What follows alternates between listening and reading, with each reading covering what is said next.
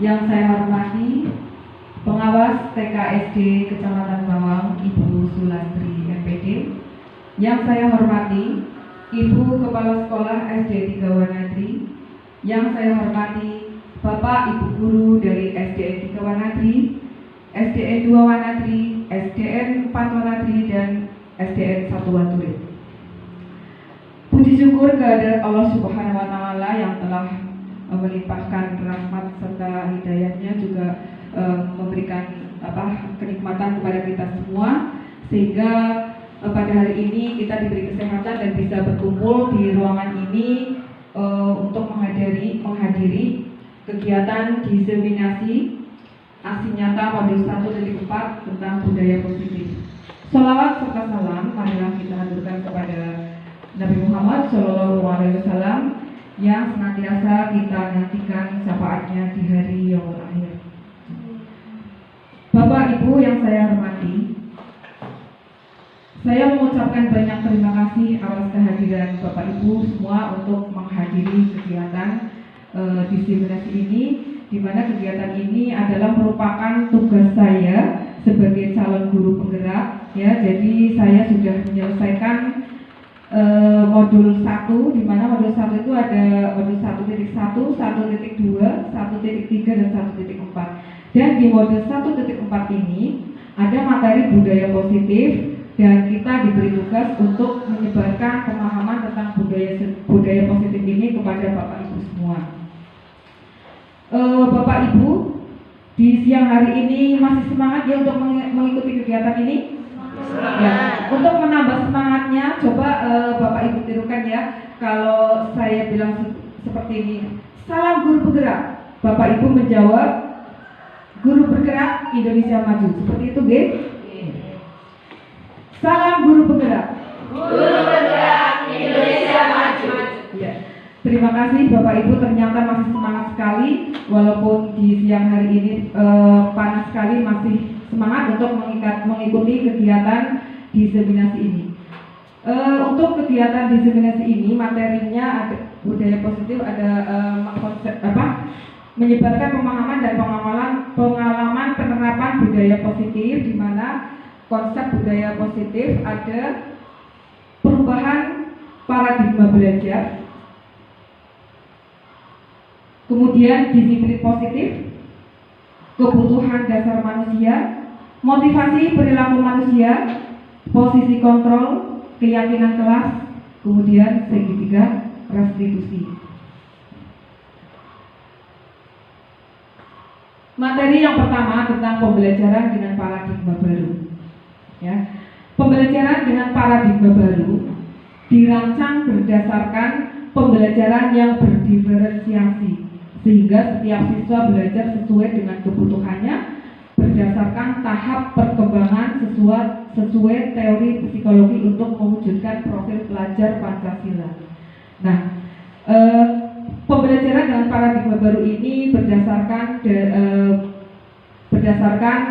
pemikiran dari Ki Hajar Dewantoro, yaitu pembelajaran berdiferensiasi, di mana kita sebagai pendidik itu berhamba pada anak. Maksudnya adalah pembelajaran berpusat pada murid, ya. Seperti yang kita ketahui bahwa kemampuan anak-anak kita, ya, itu kan berbeda-beda. Nah, disitulah kita harus memberikan pembelajaran yang sesuai dengan kebutuhan anak-anak.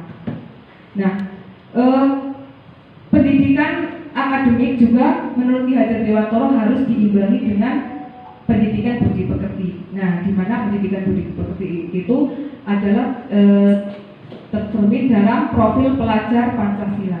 Seperti yang Bapak Ibu ketahui, ya, ada berapa dimensi profil pelajar Pancasila? 5 atau 6? 6 ya. 6. Beriman dan bertakwa kepada Tuhan Yang Maha Esa, mandiri, gotong royong, berkebinekaan global, bernalar kritis, dan kreatif. Ya. Selanjutnya untuk disiplin positif. Disiplin positif, ya, dalam budaya kita, makna kata disiplin itu dimaknai menjadi sesuatu yang dilakukan seseorang pada orang lain untuk mendapatkan kepatuhan, ya. kita cenderung menghubungkan kata disiplin dengan ketidaknyamanan, suatu keharusan mematuhi aturan. Itu selama ini pengertian kita tentang disiplin ya. Jadi disiplin itu berdasarkan peraturan. Kemudian sebagai pendidik, tujuan kita adalah menciptakan anak-anak yang memiliki disiplin diri, sehingga mereka bisa berperilaku dengan mengacu pada nilai-nilai kebajikan universal dan memiliki motivasi intrinsik bukan ekstrinsik. Motivasi intrinsik itu maksudnya adalah motivasi dari diri sendiri, ya. Nah, disiplin positif, pengertian disiplin positif itu merupakan salah satu cara penerapan disiplin yang bertujuan untuk menumbuhkan kesadaran dan memberdayakan murid untuk melakukan sesuatu atas keinginan sendiri tanpa sokongan ancaman maupun hukuman. Itu pengertian disiplin positif.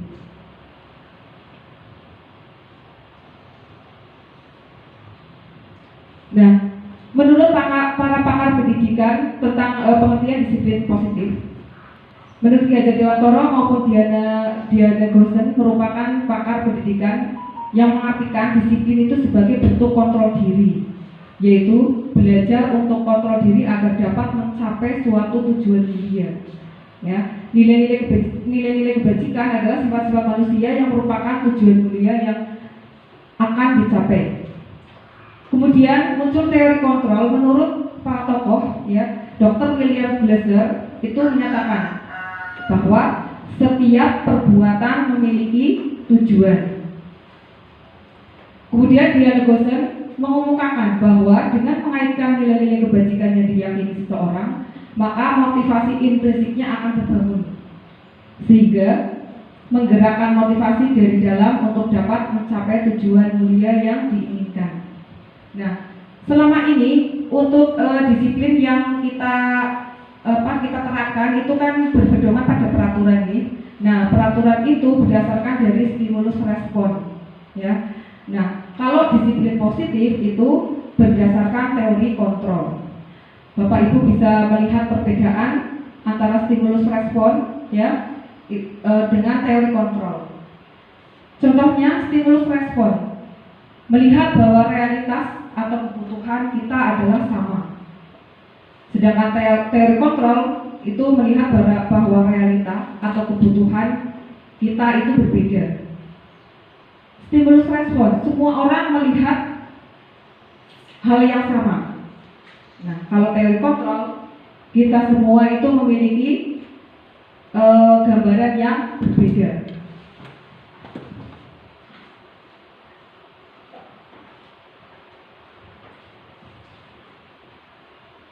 Terus selanjutnya, stimulus respon, kita mencoba mengubah orang agar berpandangan sama dengan kita. Peraturan kan seperti itu ya, harus sesuai dengan peraturan yang kita adakan. Terus kalau teori kontrol, kita berusaha memahami pandangan orang lain tentang dunia. Nah, stimulus respon, perilaku buruk dilihat sebagai suatu kesalahan. Ya, kalau teori kontrol, semua perilaku memiliki tujuan. Ya, baik buruk maupun benar itu semua perilaku adalah memiliki tujuan. Kemudian stimulus respon, orang lain mengontrol saya, sedangkan teori kontrol hanya Anda yang bisa mengontrol diri Anda. Sekarang coba Bapak Ibu bayangkan sebagai gambaran tentang kontrol diri. Bapak Ibu bayangkan di dalam genggaman tangan Bapak Ibu itu ada sesuatu yang sangat berharga. Nah, sesuatu yang sangat berharga itu kemudian akan dibuka oleh seseorang, dan seseorang itu pun dengan sekuat tenaga ingin membuka kepalan tangan itu. Kira-kira bisa membuka apa tidak Bapak Ibu? Yang punya sesuatu sangat berharga itu mempertahankan dengan sekuat tenaga. Terus yang ingin mencoba membuka juga ingin mencoba membuka dengan sekuat tenaga. Kira-kira bisa dibuka apa tidak? Bisa. Ya, yang hanya bisa membuka kepala itu yang diri kita sendiri, ya apa tidak? Tetap dipertahankan, sekuat tenaga dipertahankan. Kalau kita tidak ingin membuka ya tidak, ya kan seperti itu ya. Ya, yang bisa membuka dan menutupnya itu hanya kita sendiri. Nah, itu sebagai gambaran tentang kontrol. Jadi hanya diri kita sendiri yang bisa mengontrol diri kita sendiri, bukan orang lain. Kalau selama ini peraturan kan berarti yang mengontrol orang lain, ya? Ya, seperti itu pada gambarannya. Terus kemudian saya bisa mengontrol orang lain, Anda tidak bisa mengontrol orang lain, itu sama seperti tadi, ya, gambarannya. Kemudian pemaksaan ada pada saat bujukan gagal. Ketika anak melakukan kesalahan, kita sudah membujuk, ya. Kemudian anak tetap tidak mau, ya, tidak mau melaksanakan apa yang kita perintahkan. Akhirnya kan dipaksa, seperti itu kan, ya? Iya, itu stimulus respon yang mengacu pada aturan peraturan. Kemudian kalau teori kontrol, kolaborasi dan konsensus menciptakan pilihan-pilihan baru. Jadi kalau teori kontrol, walaupun anak salah, itu tetap kita bersama-sama mencari jalan bagaimana untuk memperbaiki kesalahan itu, ya. Terus selanjutnya, nah, Bapak Ibu pasti selama ini sering mendapati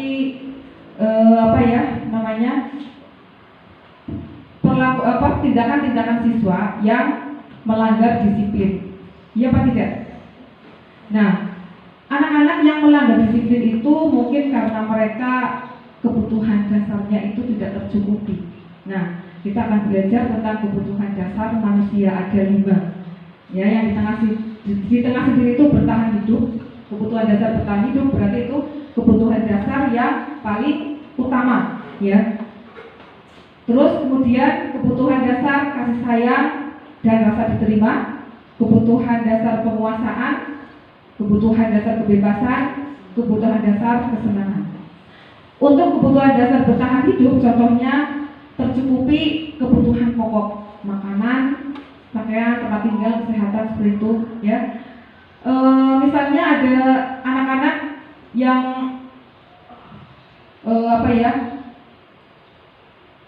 mereka nakal, sering merebut makanan punya teman. Kira-kira kebutuhan dasar mana yang tidak tercukupi? Iya, kebutuhan dasar untuk bertahan hidup. Mungkin dia tidak tercukupi akan kebutuhan makanan maupun minumannya. Kemudian kebutuhan akan kasih sayang dan rasa diterima. Mungkin kita sering mendapati ada anak-anak yang senangnya itu pengen dekat sama kita, ya, minta perhatian sama kita, ya. Itu berarti kebutuhan dasar, iya, kasih sayangnya mungkin kurang tercukupi. Nah, kita sebagai pendidik yang harus mencukupinya, gitu ya, agar mereka bisa tercukupi kebutuhan dasarnya dan diharapkan untuk berperilaku yang baik. Kemudian kebutuhan akan penguasaan.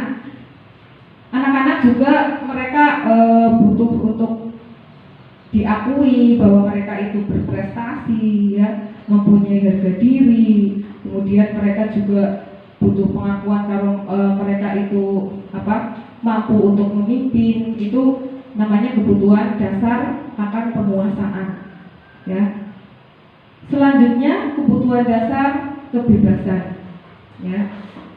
Kebutuhan dasar kebebasan itu contohnya mereka butuh akan kemandirian, terus memiliki pilihan, ya, mencoba hal baru. Selanjutnya kebutuhan akan kesenangan, contohnya bermain, antusias, tertawa, humor. Mungkin kita sering mendapati kalau di kelas itu, ya, kita kepengen fokus pembelajaran tapi malah anak-anak pengennya nyanyi, bermain, gitu, ya. Mungkin karena mereka memang kebutuhan akan bermainnya itu kurang, gitu, ya. Nah, itu tentang kebutuhan dasar manusia. Selanjutnya motivasi perilaku manusia. Motivasi merupakan dorongan yang timbul pada diri seseorang secara sadar atau tidak sadar untuk melakukan kegiatan dengan tujuan tertentu, ya. Ada 3 motivasi perilaku manusia. Di antaranya adalah yang pertama, menghindari ketidaknyamanan dan hukuman. Contohnya, murid melakukan disiplin diri karena ia takut dihukum. Ini merupakan motivasi takut dihukum, berarti ini merupakan motivasi dari luar, ya, motivasi ekstrinsik. Kemudian mendapat imbalan atau penghargaan dari orang lain. Contohnya, murid melakukan disiplin karena ingin mendapat imbalan. Ini juga merupakan motivasi ekstrinsik dari luar. Kemudian menghargai diri sendiri dan nilai-nilai yang dipercaya. Contohnya murid melakukan disiplin diri karena sadar akan nilai kebajikan dirinya. Ini merupakan motivasi dari dalam atau motivasi intrinsik. Nah, mungkin Bapak Ibu kita semua ya, kalau kita melakukan kita melaksanakan kedisiplinan, ini motivasi yang mempengaruhi Bapak Ibu kira-kira yang mana? Ada 3 motivasi. Kira-kira yang mana? Kalau Bapak Ibu sendiri, misalnya kita kan harus disiplin ya, bekerja harus disiplin. Itu motivasi yang mana? Karena menghindari ketidaknyamanan. Iya, berarti menghargai diri sendiri dan nilai-nilai yang dipercaya bahwa kita memang orang yang berdisiplin ya, mempunyai kesadaran disiplin diri. Nah, begitu juga harapan kita kepada anak-anak kita ya. Anak-anak kita bisa berdisiplin karena memang mereka sadar akan kedisiplinan, tidak dipengaruhi dengan motivasi dari luar, kepengen mendapat penghargaan atau menghindari hukuman, itu seperti itu. Selanjutnya ada konsep disiplin dengan identitas gagal ya. Ini ada 2, hukuman dan penghargaan. Konsep disiplin dengan identitas gagal ya. Hukuman itu menyakitkan perasaan maupun fisik. Iya apa tidak? Iya ya. Kemudian tidak nyaman, murid menjadi takut. Kemudian murid membenci peraturan. Murid juga menyembunyikan kesalahan karena tidak mau dihukum, akhirnya mereka menyembunyikan kesalahan. Murid menjadi rendah diri, mengasingkan diri, mungkin merasa dipermalukan, akhirnya malah menjadi rendah diri gitu. Kemudian konsep disiplin dengan identitas gagal juga penghargaan ya. Mungkin kita sering melakukan motivasi dengan penghargaan, tapi sebenarnya ini adalah konsep disiplin dengan identitas gagal. Tidak efektif. Jadi dengan penghargaan itu tidak efektif dilakukan dalam jangka panjang. Kita memotivasi anak dengan memberikan penghargaan, terus kan tidak mungkin selamanya seperti itu ya. Nah, selama kita berhenti memberikan penghargaan, mungkin anak-anak itu kan akhirnya berhenti juga kedisiplinannya seperti itu. Terus merusak hubungan ya. Dengan penghargaan mungkin ada anak-anak yang tidak mendapat penghargaan, merasa iri, merasa marah seperti itu ya. Nah, kemudian mematikan kreativitas.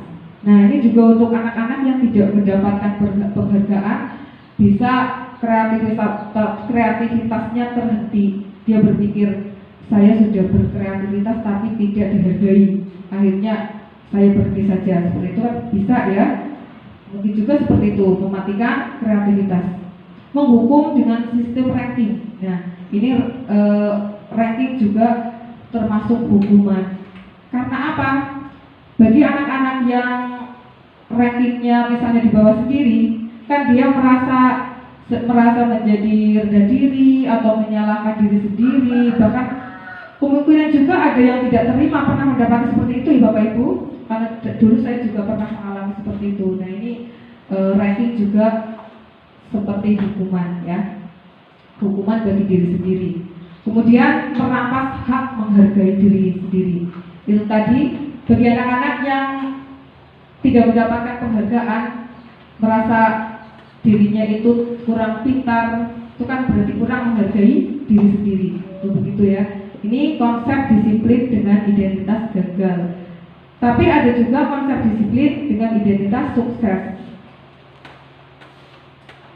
Nah, tentunya kita sebagai pendidik menginginkan yang terbaik ya. Nah, kalau menginginkan yang terbaik, tentunya kita akan menggunakan konsep disiplin dengan identitas sukses. Di antaranya adalah konsekuensi dan restitusi.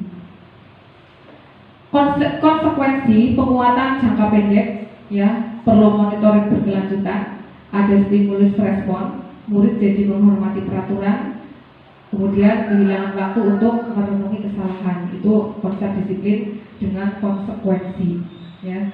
Jadi untuk konsekuensi stimulus respon ketika anak melakukan pelanggaran atau kesalahan, kita berikan konsekuensi itu tapi yang nyambung begitu ya. Misalnya begini,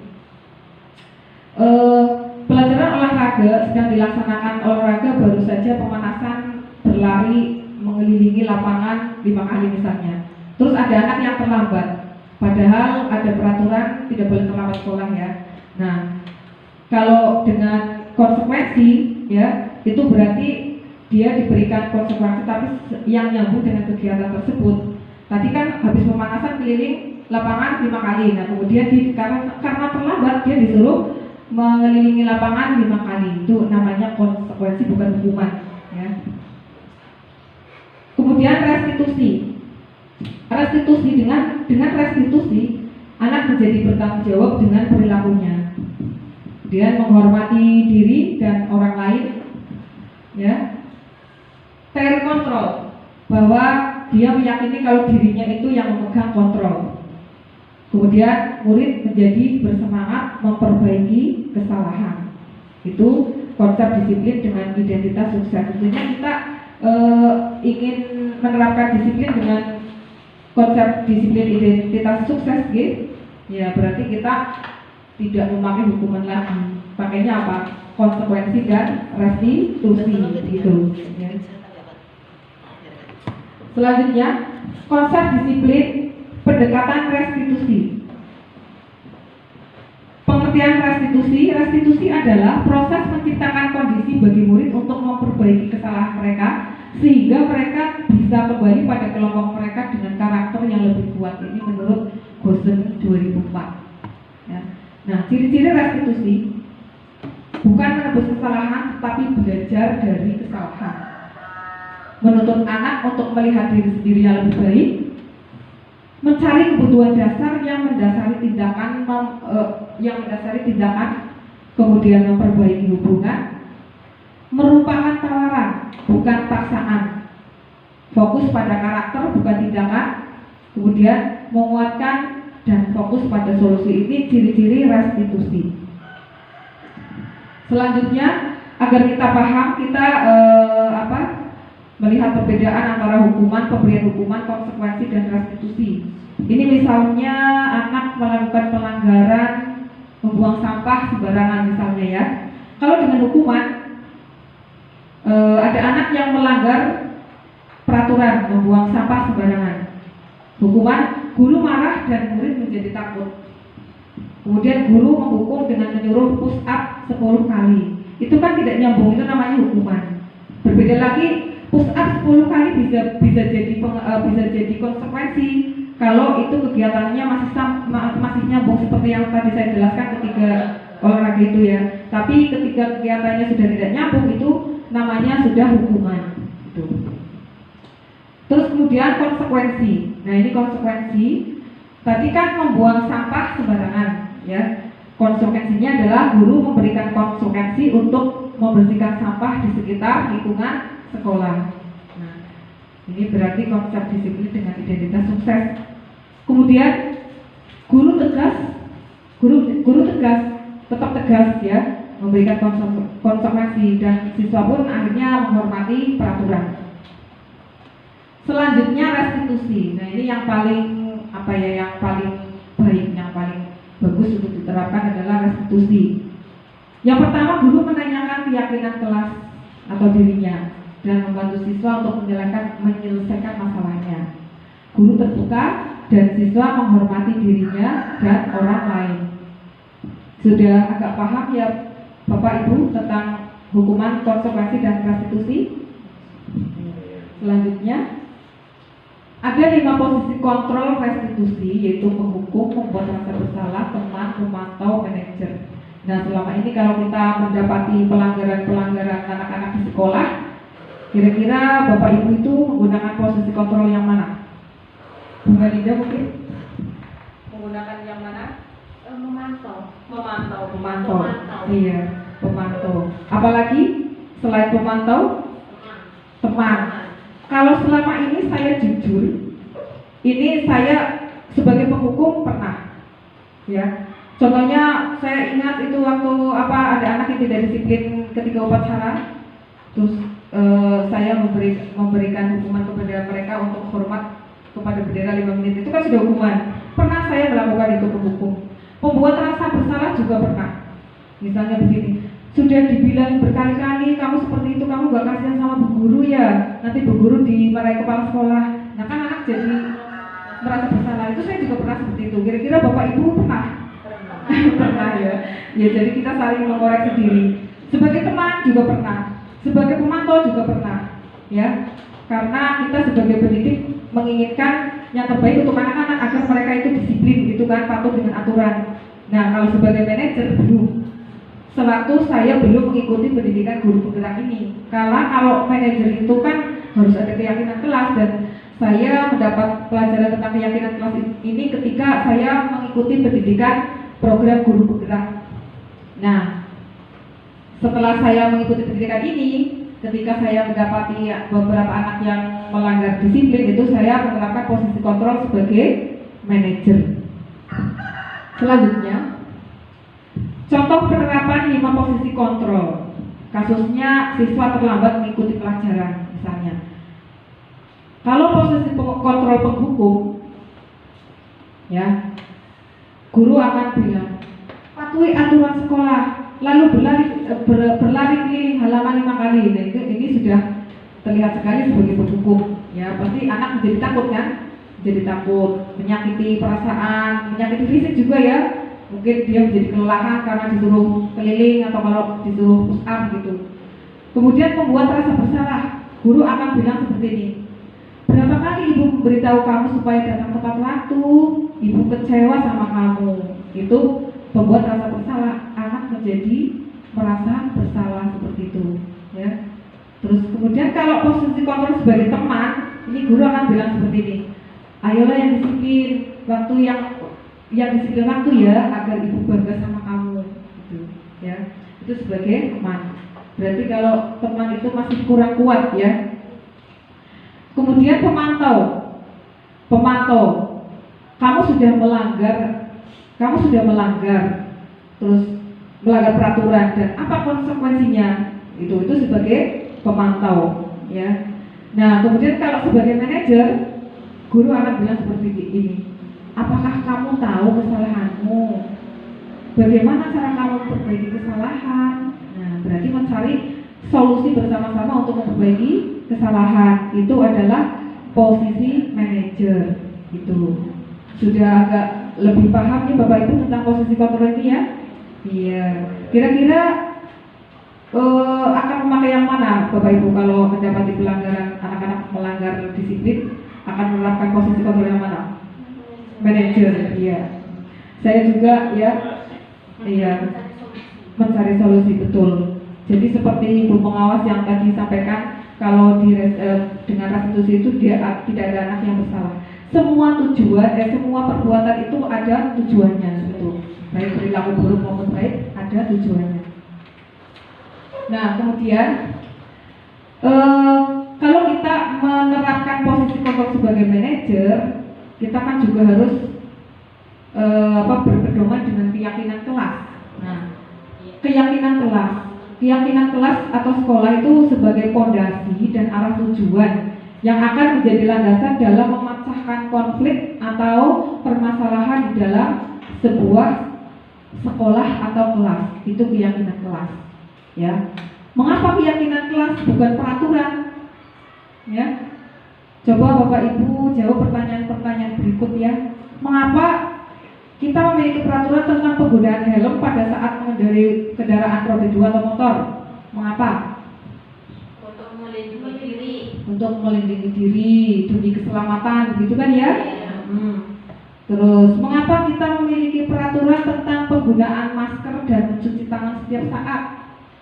Karena adanya COVID. Ya. Terus apalagi? Demi kesehatan, demi keselamatan juga, okay? Nah itu demi keselamatan, demi kesehatan, itu adalah nilai-nilai kebajikan, ya, nilai-nilai kebajikan dan yang harus diyakini oleh diri kita sendiri. Nah itu menjadi sebuah keyakinan. Nah, di kelas juga seperti itu ya. Jadi kita menggali nilai-nilai positif kemudian dijadikan sebuah keyakinan. Itu keyakinan kelas. Jadi bukan peraturan. Nah, kemudian bagaimana cara membentuk keyakinan kelas? Pembentukan keyakinan kelas itu bersifat lebih abstrak daripada peraturan, yang lebih rinci dan lebih konkret ya. Kemudian berupa pernyataan-pernyataan universal,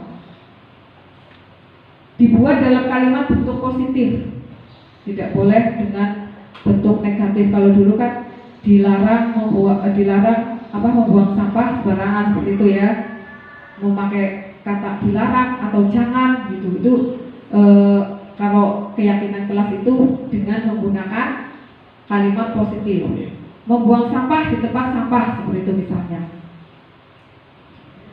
Semua berkontribusi dalam pembuatan keyakinan kelas. Jadi kita semuanya itu mempunyai pendapat, baik murid atau guru. Kita bersama-sama membuat keyakinan kelas. Kemudian setelah kita menemukan keyakinan-keyakinan kita itu, kemudian disepakati apa yang akan kita terapkan untuk penerapan disiplin kita melalui keyakinan kelas itu.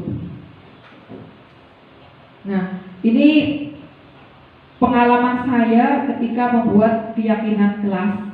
Yang pertama itu bersama-sama dengan anak-anak merumuskan keyakinan. Jadi semua anak-anak itu memberikan pendapatnya.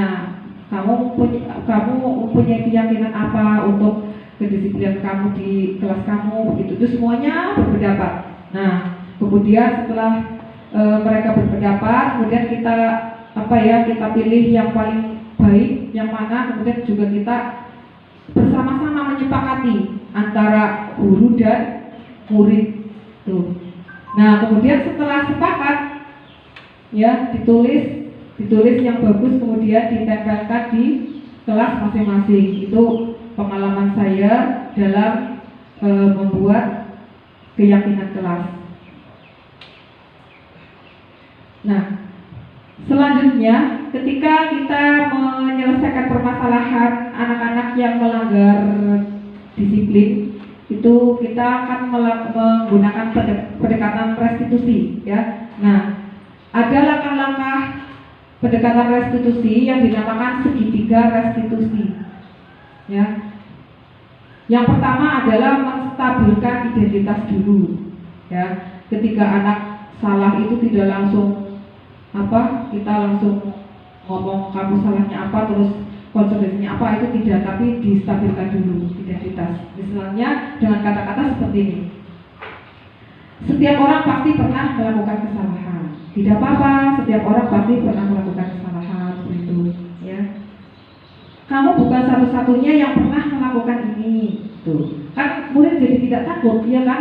Kalau mereka sudah melakukan kesalahan tapi dipanggil sama gurunya, kemudian ditanya seperti itu dengan lemah lembut, kira-kira murid jadi takut apa tidak? Tidak ya, tidak, malah dia akhirnya menjadi terbuka, ya kan? Nah, setelah menstabilkan identitas, kemudian validasi tindakan yang salah. Contohnya dengan menanyakan seperti ini: kamu tentu punya alasan mengapa melakukan itu, gitu. Terus atau adakah cara yang lebih efektif untuk mendapatkan apa yang kamu butuhkan, gitu ya. Misalnya ada anak yang suka berebut makanan gitu temannya ya, ditanya begitu, apakah ada cara yang lebih untuk mendapatkan apa yang kamu butuhkan, gitu ya. Terus kemudian setelah ditanya seperti itu, kemudian anak menjawab yang sebenarnya, berarti ya motivasi apa mereka melakukan tindakan seperti itu, mereka menjawab dengan jujur. Nah, setelah itu kita baru menanyakan keyakinan ya. Ketika mereka sudah mengakui melakukan pelanggaran apa, kemudian ditanya keyakinan kelas apa yang telah kita sepakati, gitu. Nah, mereka kan akhirnya tahu, oh jadi mereka tahu dengan sendirinya sudah melanggar kesepakatan. Atau bisa juga tanya, kamu ingin menjadi orang yang seperti apa? Nah, itu contoh penyelesaian masalah dengan segitiga restitusi, ya. Nah, terus selanjutnya ini untuk penutup ya. Jadi dalam penerapan program disiplin positif itu hendaknya guru memiliki standar kepribadian, profesional dan sosial yang baik, di mana guru mampu berefleksi pada posisi kontrolnya saat ini bagaimana perjalanan dirinya sebagai seorang among atau manajer yang menuntut murid menjadi insan yang mandiri, merdeka dan bertanggung jawab. Ini menurut standar pendidikan nasional. Nah, selanjutnya saya akan memperlihatkan kepada Bapak Ibu contoh penerapan segitiga restitusi. Jadi ini kemarin saya diberi tugas untuk praktek penerapan segitiga restitusi. Ada 2 kasus. Saya mengambil contoh kasus 1 itu membuang sampah sembarangan, dan contoh kasus 2 itu terlambat mengikuti pelajaran. Mari kita simak bersama-sama ya Bapak Ibu.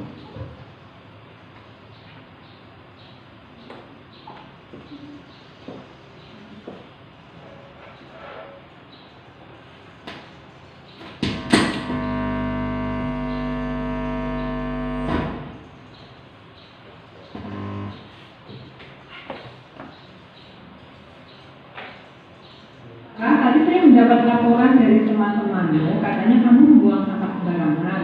Iya benar, saya membuang sampah sembarangan. Ya, tidak apa-apa, kita bisa menyelesaikan masalah ini ya. Sarah, apa alasan membuang sampah sembarangan? Jadi saya lagi makan siang, terus membuang sampah, tapi di kita saya nggak ada tempat sampah. Oh iya, kamu kan di mana? Di halaman Bu. Di halaman. Bukankah di setiap teras kelas ada tong sampahnya?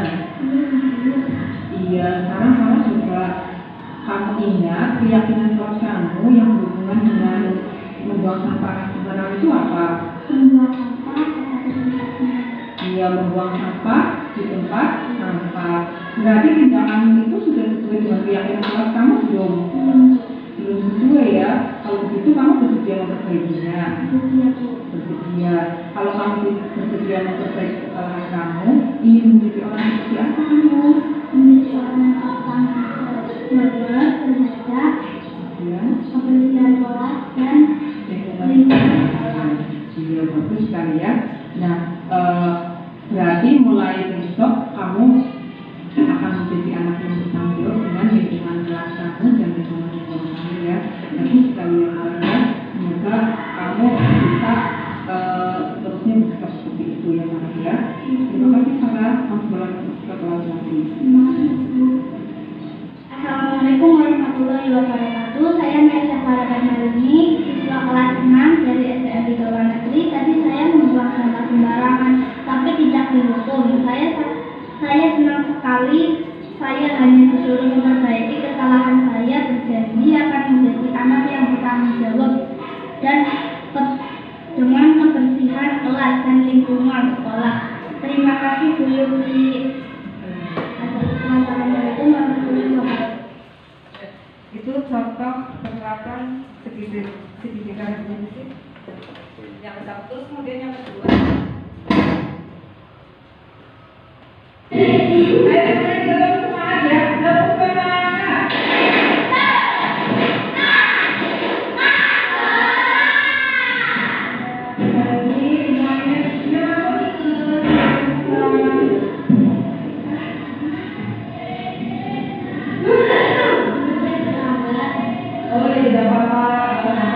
Kalian boleh duduk mengikuti pelajaran, tapi nanti kalau sudah selesai mengikuti pelajaran, kalian ikut duduk ya. Maka kenapa hari ini kamu bisa sampai terlambat? Saya maunya siaran.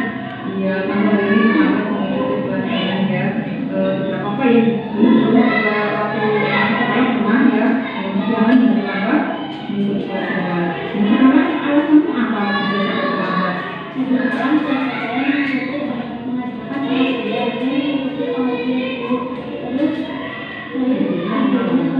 Oh iya, tidak apa-apa ya. Habis sekali kamu sudah ikut mengajar.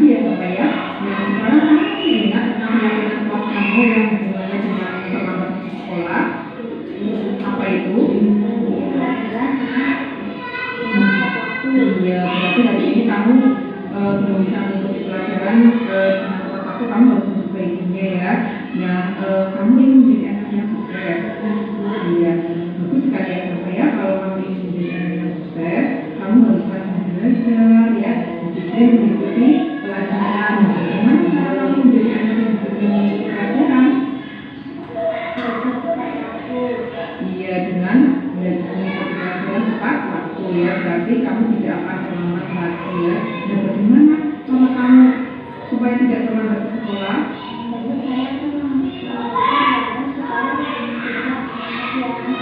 Iya, bagus sekali ya. Kemudian berikutnya dan seterusnya, kamu tidak akan terlambat sekolah lagi dan bisa mengikuti pelajaran dengan tepat waktu. Terima kasih ya Tante ya. Kamu boleh masuk kelas. Assalamualaikum.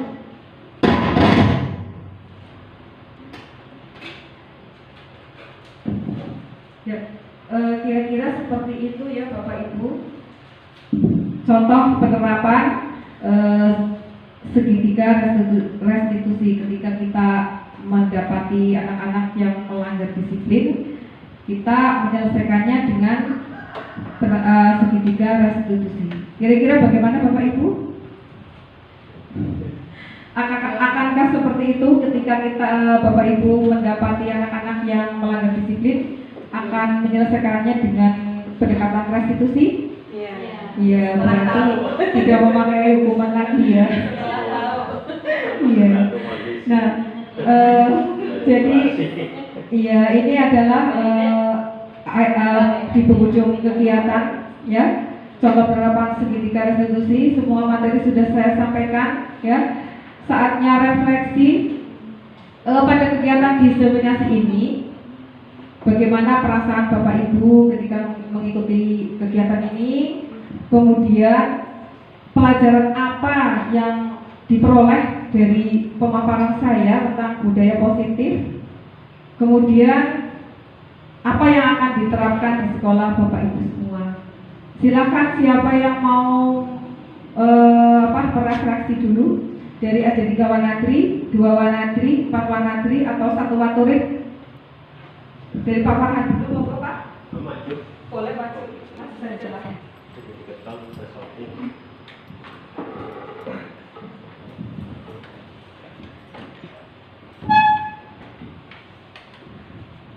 Assalamualaikum warahmatullahi wabarakatuh. Alhamdulillahirobbilalamin. Puji Allah Subhanahu wa taala. Pada hari ini kita diberi kekuatan, kesehatan dan rezeki yang melimpah. Selanjutnya di sini saya mau sedikit mengungkapkan apa yang saya ikuti dari pemaparan Ibu Sri Yati SPD MPD. Ada begini, saya tadi mendengar dengan sedikit sama dan dalam tempo yang singkat-singkatnya dengan penyerapan yang sudah artinya karena daya tangkap begitu lemah. Yang saya garis bawahi, artinya yang saya masih ingat itu segitiga restitusi. Kalau dalam penerapan sehari-hari saya mungkin karena tergantung kondisi, situasi dan sebagainya, saya sering menerapkan yang hukuman hukuman pacil lah ya. Verbal ya istilahnya. Ternyata di dunia guru calon penggerak itu sangat dihindari Bu ya. Iya, dan saya tahu bahwa ada metode restitusi itu sangat baik sekali. Artinya mengatasi masalah tanpa masalah. Tapi ini bukan pegadaian ya. Artinya kita menyelesaikan masalah, tapi anak tidak terakibat trauma atau takut. Jadi anak dengan kesadarannya tinggi, dia akan melakukan perbaikan kesalahan yang telah dilakukan. Ini bagus sekali. Tapi pertanyaan saya yang masih melakukan itu dalam kondisi apapun masih bisa teratasi ya. Artinya karakter anak-anak di SD Wanadri 3 dengan Wanadri 2 beda. Sebagai contoh misalnya kita pernah pengalaman ulang matematik itu ya, karena agak sulit. saya bertanya seperti ini gimana cara mengerjakannya? Malah Pak Guru nanya, Pak Guru bertanya-tanya. Karena itu lagi ini.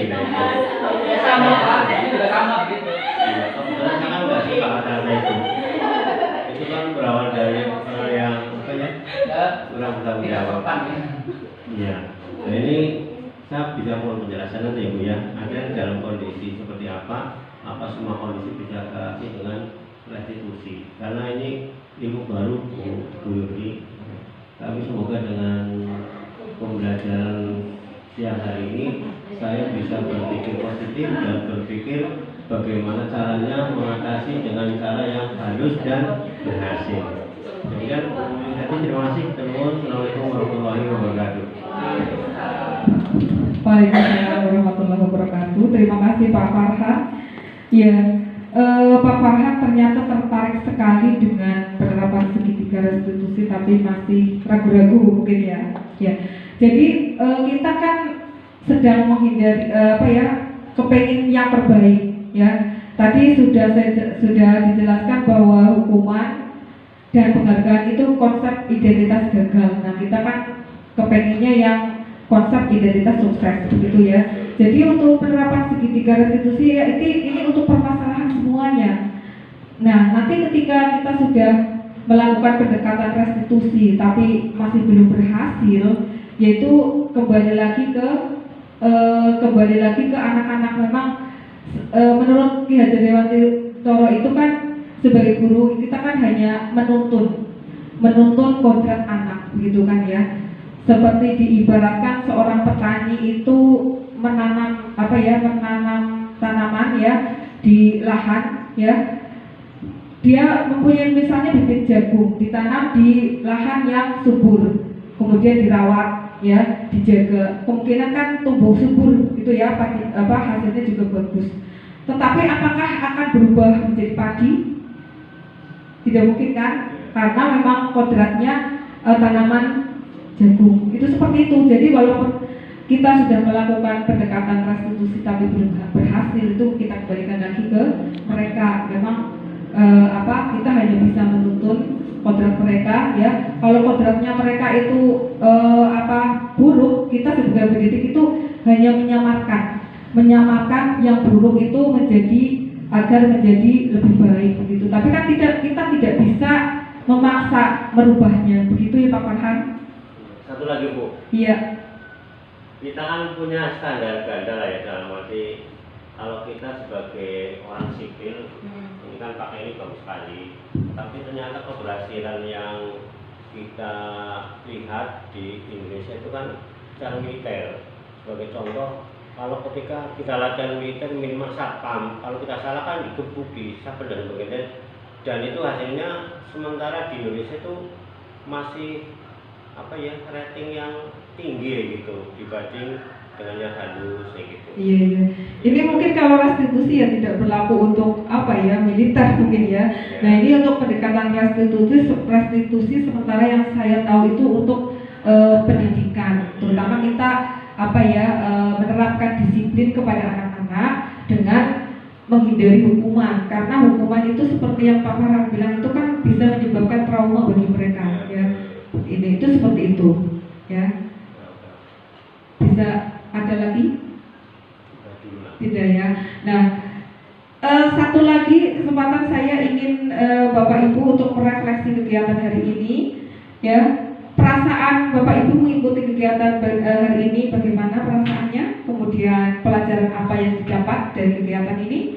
Kemudian apa yang akan diterapkan di sekolah Bapak Ibu dari SD 2 Wanatri tadi sudah, dari SD 3 Wanatri atau 4 Wanatri, Pak Habib atau Bu Melinda atau Bu Melisa? Nah, Bu Melinda mungkin ya. Bu Melinda, perasaannya bagaimana mengikuti kegiatan ini Bu? Terus pembelajaran apa yang didapat? Kemudian apa yang akan diterapkan? Monggo Bu Melinda.